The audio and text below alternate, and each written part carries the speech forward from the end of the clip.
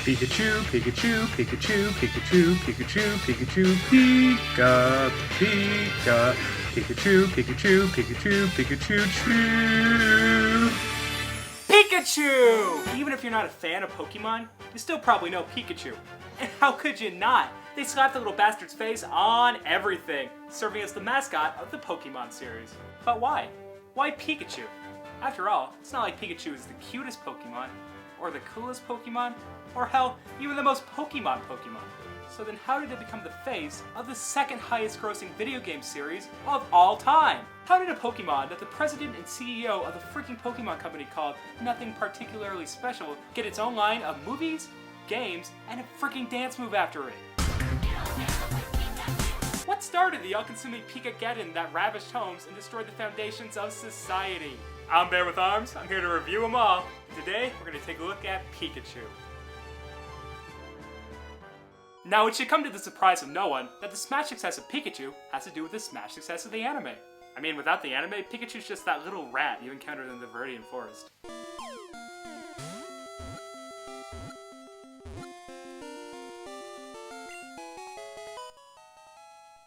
Got him!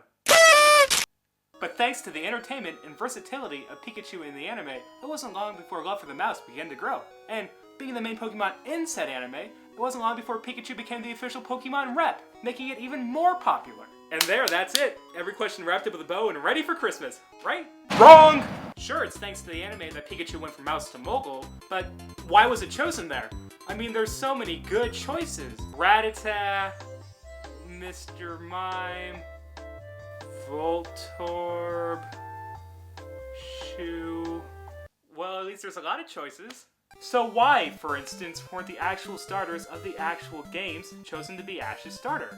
I mean, wouldn't it make more sense for Ash to start with Bulbasaur, Charmander, or Squirtle? And you know what? You're absolutely right. If you suck and don't understand marketing. And remember, kids, that's our magic word of the day. So whenever you hear the word marketing, I want you to yell as loud as you can. Okay? I mean, unlike other products of the time, I'm sure that Pokemon wasn't just created to sell toys, but the producers must have realized they were sitting on a literal gold mine.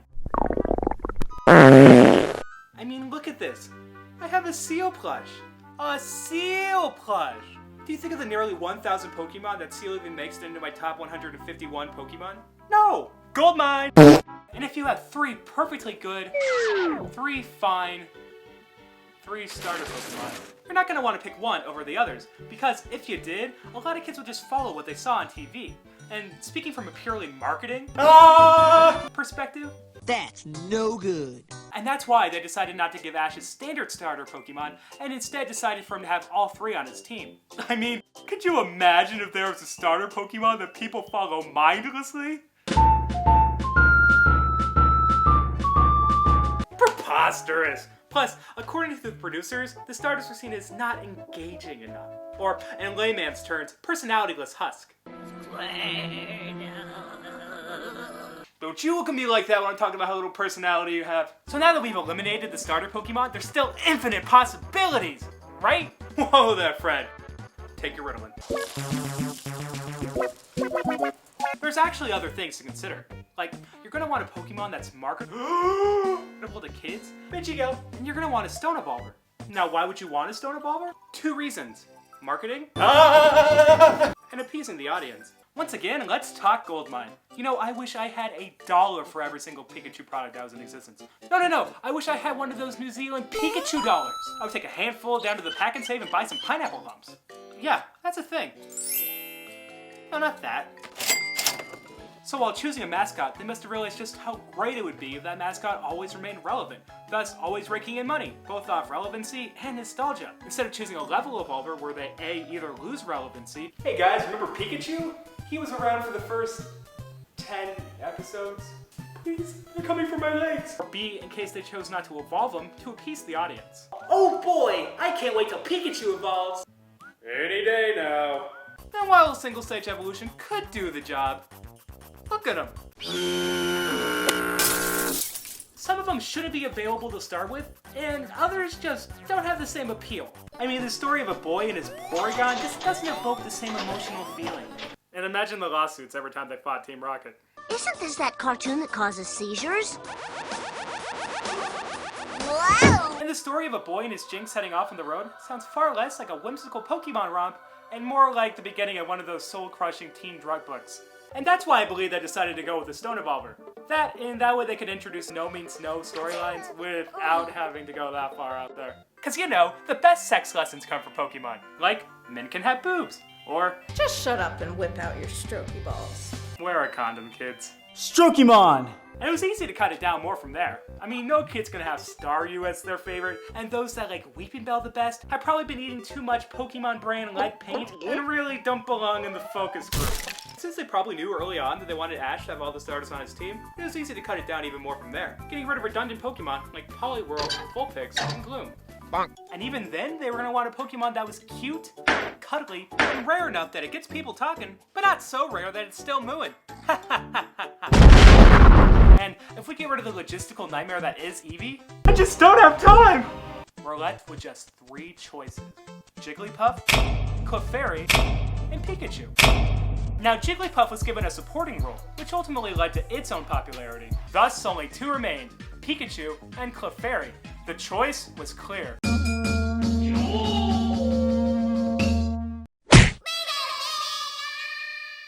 Clefairy. What? You didn't see that coming? Well, a couple years before the TV show, and even a bit before the games were released, there was the manga, Pocket Monsters. As the games were well into production by this point, the manga just follows the plot of the games. A boy named Red sets out on a journey against his rival Green to complete the Pokédex and become the master of Pokemon with the help of his partner Clefairy and Clefairy's cousin Pikachu. And Pokemon can talk, and it's incredibly crass and terrible, and I love it! Initially, both Pikachu and the Pokemon Clefairy were chosen to be the lead characters for the franchise's merchandising, with the latter as the primary mascot to make the early comic book series more engaging. And you just copied this off of Wikipedia, didn't you, Johnson? You scamp!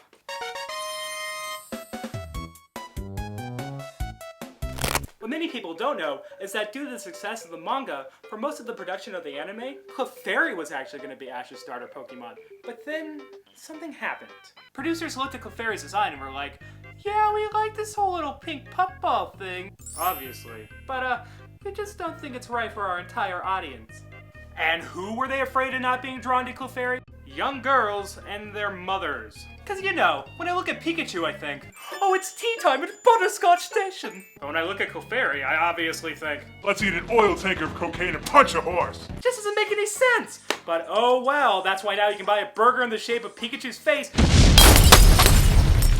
And why now you can find Clefairy selling its body on the streets, cold, alone, and just desperately trying to feel something again. Merry Christmas, kids! Santa's dead!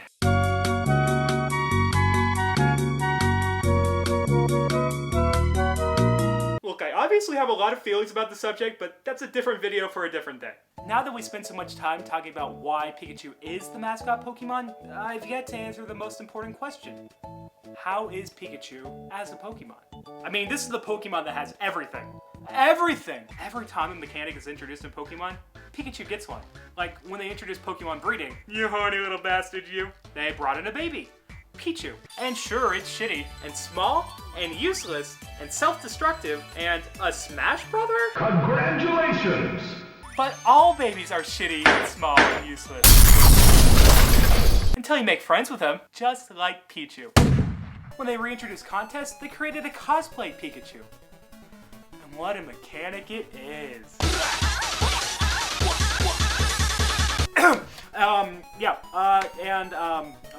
When they created Z moves, Pikachu got its own special Z move. And when they introduced Mega Evolution, people remember that Raichu existed. So how is Pikachu as a Pokemon? Honestly, it's pretty darn good. I mean, I wouldn't say it's my favorite or anything, but it doesn't have to be. How do I put this? Pikachu as a Pokemon is incredibly basic, but I mean that in just the best way. Pikachu's a perfect introduction to the Pokemon series. I mean, you take a common household pet, you take an elemental property, you combine them together, perfectly introducing them to your series without overwhelming. Oh my god, I didn't know! I didn't know! I started off this video by saying that Pikachu's not the cutest Pokemon. And it's not, but it's still incredibly cute. I said that Pikachu's not the coolest Pokemon. And it's not, but it's still incredibly cool. I said that Pikachu's not the most Pokemon, but honestly, that's really not a bad thing. Now, while we may think of Pokemon as being about strong fighters and owl senpais and cat bears and mythical dragons and Gumi, it's also just as much about gears and car keys and the alphabet and a literal garbage and Gumi.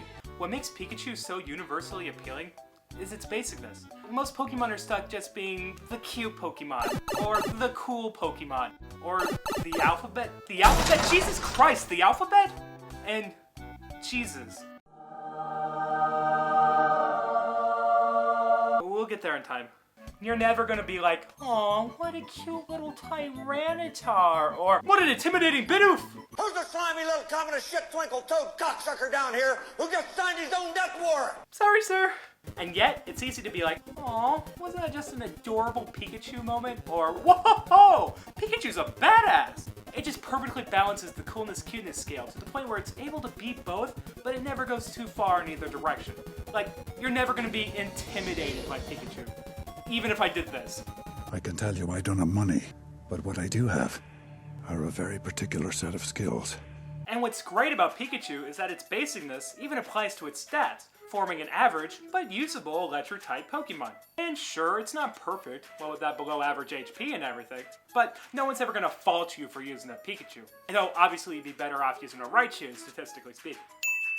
Heck, when I did my first successful run of Gen 1 3 years ago, please be gentle, I'm new here, I used a Raichu and it worked great! So let's talk about Raichu. Raichu is what would happen if you force-fed Pikachu steroids. Yeah, you eat it. Don't believe me? Weight gain, skin discolorment, its electric sacs are smaller. If you know what I mean. Oh sure, it may be a better fighter as a Raichu, but those other side effects should prove to you kids that drugs have irrevocable effects and aren't cool. You think on that now. The truth is, I do like Raichu. It's just, it doesn't balance the cuteness-coolness scale like Pikachu does. And why should it? All Pokemon should contribute to the growth of the species as a whole. It's just, in Raichu's case, it happens to gain some more coolness and loses some of its cuteness. And there's nothing wrong with that. However, because of this, the vast majority of times that Raichu appears in the anime, it's as an intimidating rival. And I hate to be that guy, but I kinda understand the stereotype. While it would be nice to see the underappreciated Raichu appear as a good guy for a change, it's easy to see the intimidating side to Raichu as a warped perspective of our main hero Pokemon. But who knows? Maybe the electric psychic surfer Raichu will bring the much needed change we need to see. But it's more than likely nothing particularly special. And I want to go back to that quote. None of us thought that Pikachu was particularly special. Good transition, that's like USDA Prime, good transition right there. That quote makes it for me. Not just Pikachu, Pokemon. Going in, no one knew that Pokemon was going to be the global success it is today. Just like no one knew that Pikachu was going to be the ultimate mascot it is today. At its core, Pokemon is a very simple series. Series creator Satoshi Tajiri modeled the series after the fun he had collecting insects as a kid. The simple task of collecting and exploring, which can appeal to anyone, perfectly models how Pikachu's design can appeal to everyone. Going in, no one knew how popular Pokemon was going to be. They just wanted to create a Nintendo RPG focusing on connectivity and see if it would work. Just like they wanted to see if Pikachu would work. And that means the world to me. No one went in designing Pikachu to be the mascot Pokemon, and therefore no one had to compromise on their Pokemon designs to compensate. I love every Pokemon, but there is just something so simple and so beautiful and so fun about that original 151. Every design they just like making and wanted to give a try. It's not like they were like, oh, we have this cute mascot Pokemon right here. Let's make these eggs to compensate for that fact. They just wanted to see if their egg Pokemon would work. It didn't, but it was worth a shot. Pew, pew. And even if Pikachu has gone through mascotification over the years, going from a chubby mouse to a scrawny rabbit, I grew this for Choop, man! I grew this for Choop! That was never the artist's intention upon creation. And Pikachu is just one of the gang. Both Pokemon and Pikachu may be simple, but they're also adorable and badass and incredibly endearing 20 years later. And you know what? That's why I think Pikachu makes the perfect Pokemon series mascot and an all-around good boy. Yeah, whatever. I'm Bear with Arms and I gotta catch y'all later. We're just getting started, folks. Hey guys, Eric here. I just want to say thank you so much for taking the time to watch my first video. Since it is my first video, why not consider subscribing?